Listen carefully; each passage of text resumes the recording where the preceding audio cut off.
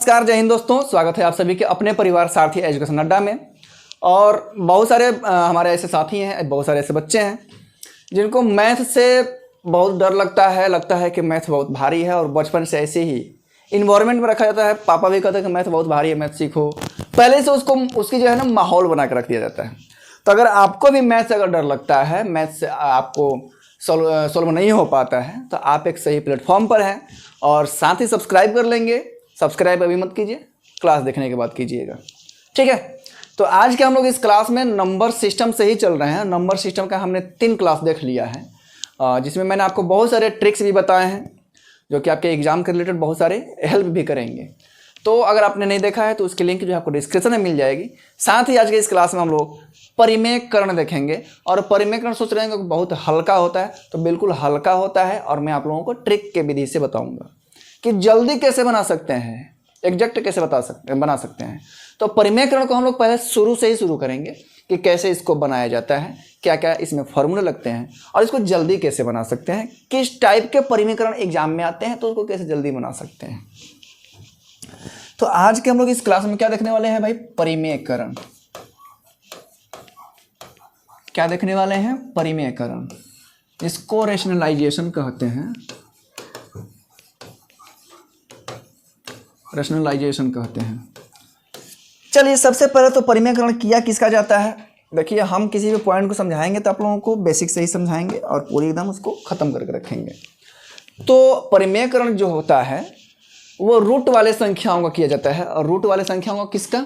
जिसका हम लोग पूर्ण रूप से स्क्वायर रूट नहीं कर सकते हैं, जिसका हम लोग स्क्वायर रूट नहीं कर सकते हैं, वैसे ही संख्याओं का हम लोग क्या करते हैं भाई? रेशनलाइजेशन करते हैं। और वो जो हमारी संख्या है परिमेयकरण में, वो फ्रैक्शन का किया जाता है। और फ्रैक्शन में कब किया जाता है? जब कोई भी रूट की संख्या डिनोमिनेटर मतलब हर में हो। बात समझ में आ गया? तो एक बार इसको फिर से देख लेते हैं कि परिमेयकरण किसका किया जाता है। परिमेयकरण फ्रैक्शन का किया जाता है, सिर्फ और सिर्फ फ्रैक्शन का ही। और फ्रैक्शन में जिसके डिनोमिनेटर में रूट में कोई संख्या दिया हो, साथ ही उसका अगर हम लोग स्क्वायर रूट न कर पाएँ तो वैसी ही संख्या को क्या करते हैं? परिमेयकरण करते हैं। परिमेयकरण करने से जो उसका सॉल्यूशन होता है वो छोटा हो जाता है, उसके मान में कोई अंतर, उसके वैल्यू में कोई अंतर कभी नहीं होता है। चलिए, मैं आप लोग छोटा सा एक एग्जाम्पल लेकर दिखाऊं। अगर मैं यहाँ पर सिर्फ और सिर्फ √7 लिखा होता तो इसका हम लोग परिमेयकरण नहीं कर सकते हैं, ठीक है। लेकिन जब ये बटा में दिया है तो इसका परिमेयकरण हम लोग आसानी से कर सकते हैं। बात समझ में आ रहा है? और इसकी ज़रूरत जो पड़ती है आप लोगों को बहुत सारे मैथमेटिक्स, साथ ही फिजिक्स के न्यूमेरिकल सॉल्व करने में पड़ते हैं। चलिए ध्यान दीजिए। तो इसका तो नहीं कर सकते हैं, लेकिन इसका कर सकते हैं। परिमेयकरण का सबसे पहला पॉइंट है कि सेम संख्या रहेगी, संख्या तो सेम रहेगा, लेकिन उसको साइन चेंज कर दिया जाता है। लेकिन साइन कब चेंज किया जाता है? जब संख्याओं के 2 टर्म्स यानी कि 2 पद दिए रहते हैं उस समय। अभी हम लोग इसका साइन चेंज नहीं करेंगे, और साइन चेंज करेंगे भी तो कोई दिक्कत नहीं होने वाली है। साइन चेंज हमेशा डिनोमिनेटर का किया जाता है। जो डिनोमिनेटर में संख्या रहती है उसका साइन चेंज करके और उस संख्या से गुणा किया जाता है।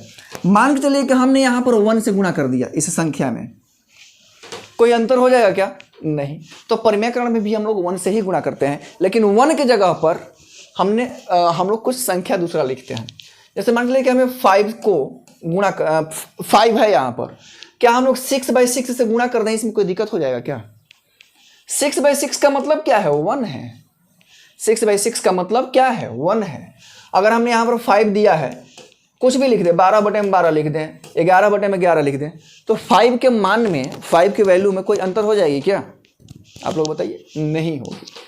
तो यहाँ पर 1 की जगह पर हमें डिनोमिनेटर लिखना होता है। जो यहाँ पर डिनोमिनेटर दिया रहता है ना, जो हर दिया रहता है, उसी को लिखना होता है साइन चेंज करके। आप यहाँ पर साइन चेंज मतलब क्या? साइन चेंज करने का मतलब क्या है कि ये संख्या अगर प्लस में दिया है तो यहाँ पर माइनस रखना है, माइनस दिया है तो प्लस रखना है। लेकिन यहाँ पर जब सिंगल टर्म्स में दिया रहता है तो उसमें रखने की कोई जरूरत नहीं है।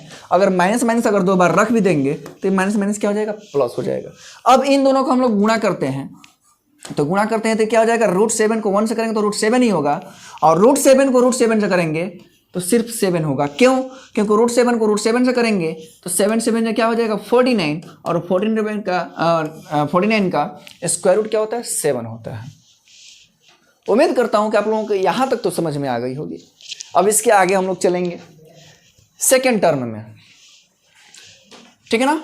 सेकेंड टर्म अगर मान लो कि आपको इस प्रकार का दिया है 6 +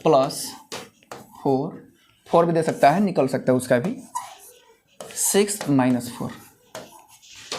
पहले इसको हम लोग एक बार देख लेते हैं बेसिक तरीका से, फिर इसको हम लोग देखेंगे ट्रिकली तरीका से, और इस प्रकार के प्रश्न का ट्रिकली तरीका से आसानी से कर सकते हैं।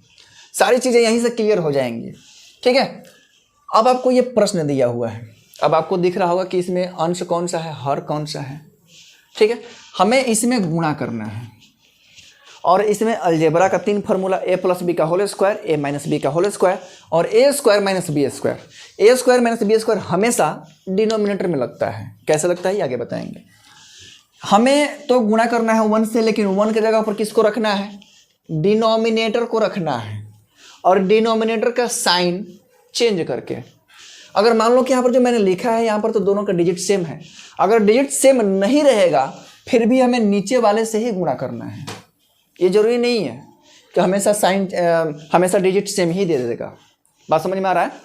अब यहाँ से हमें √6 + √4, √6 + √4 ये हो गया, समझ में आ गया।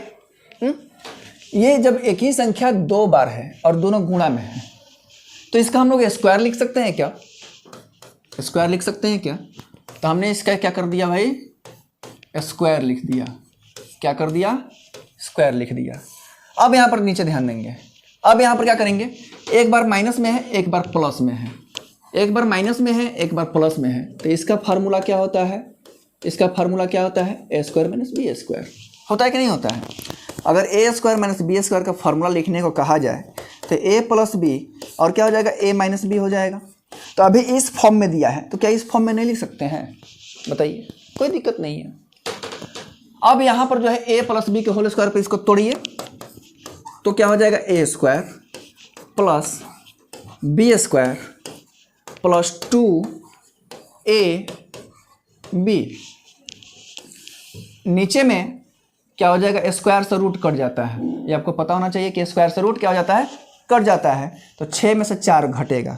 अभी देखिए मैं इसको बेसिक तरीके से बता रहा हूँ, अभी इसको ट्रिकली से कोई भी संख्या कर सकते हैं, ट्रिक से कर सकते हैं। मैंने बताया कि जब यहाँ पर कर सकते हैं तो यहाँ पर क्या नहीं कटेगा, तो 6 + 4 + 2 और ये क्या हो जाएगा, 6 × 4 = 24 रूट में बाहर में निकाल सकते हैं, कोई दिक्कत नहीं है। नीचे में क्या हो जाएगा भाई, 2 हो जाएगा।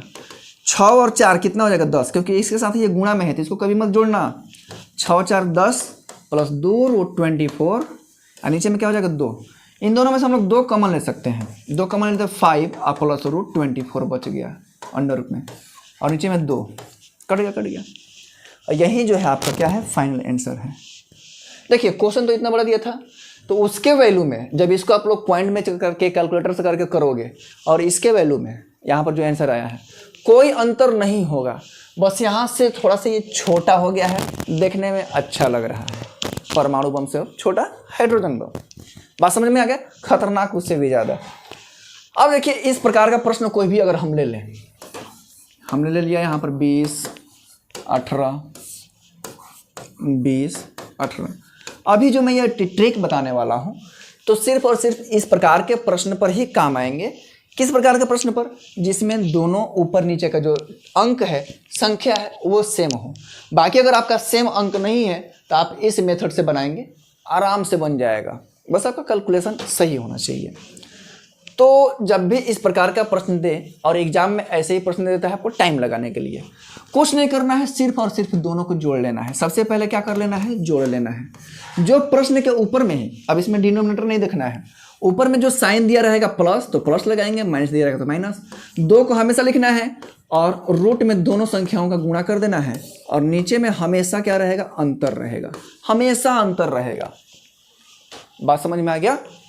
तो जोड़ का मतलब क्या, दोनों को जोड़ देंगे, 38 हो गया। क्वेश्चन में क्या साइन दिया है, माइनस, तो माइनस लगा दिए। अब इन दोनों को गुणा कर देंगे, क्या हो जाएगा, 360। बात समझ में आया, यहाँ पर 2 लगा देना है, और नीचे में क्या है अंतर, दोनों का अंतर कितने का है 2 का। इन दोनों में से 2 को कॉमन ले लेंगे तो यहाँ पर क्या बचेगा 19 माइनस √360। √360 को आप लोग तोड़ के छोटा कर सकते हैं, 2 से इसको कटा देंगे तो 19 माइनस √360, या इसको हम लोग छोटा भी कर सकते हैं कटा करके। बात समझ में आ गई। एक प्रश्न और इस क्लास में देख लेते हैं अगले क्लास में जो है इस पर अब बेस्ट क्वेश्चन देखेंगे कैसे फटाफट सोल्व करते हैं, ठीक है। कितना भी बड़ा क्वेश्चन दिया रहे, मान लीजिए कि यहाँ पर दे दिया आपका कितना भाई 32 दे दिया, प्लस दे दिया यहाँ पर कितना 28 दे दिया, यहाँ पर भी 32 और माइनस 28 28। चलिए दोनों को जोड़ लीजिए 32 और ये कितना हो जाएगा 60, प्लस दिया है तो प्लस रखेंगे, 2 लगा देना है, रूट में इन दोनों को गुणा कर देंगे तो 32 और 28 को गुणा कर देने पर कितना हो जाएगा भाई 8 दूनी 16 6 हासिल 1 और 3 का 24 2 दूनी का 4 4 4 रखे 29 9 2 बचा 3 दूनी 6 2 8 896। नीचे में दोनों का अंतर कितना है 4। बात समझ में आ गया। छोटा कर सकते हैं 2 कॉमन ले सकते हैं, इसको भी छोटा करके बाहर निकाल लेंगे तो 4 निकल जाएगा, और यहाँ पर जब 4 हो जाएगा पूरे मिला करके तो आप लोग इसको आसानी से कर सकते हैं, ठीक है। 2 भी कॉमन ले सकते हैं क्योंकि 4 दोनों में से कॉमन हो जाएगा। तो अगर हम लोग 4 इसमें से निकाल दें तो बचा कितना, यानी कि 2 दूनी का 4 लिखेंगे तो इसमें से हम लोग 4 निकाले हैं तो 448 224 224 हो जाएगा, ठीक है ना। 24 4 96 और नीचे में क्या है 4, दोनों में से 4 कॉमन ले लिए 60 प्लस √224 अब बाई क्या हो जाएगा भाई 4। यही आपका क्या है फाइनल आंसर है।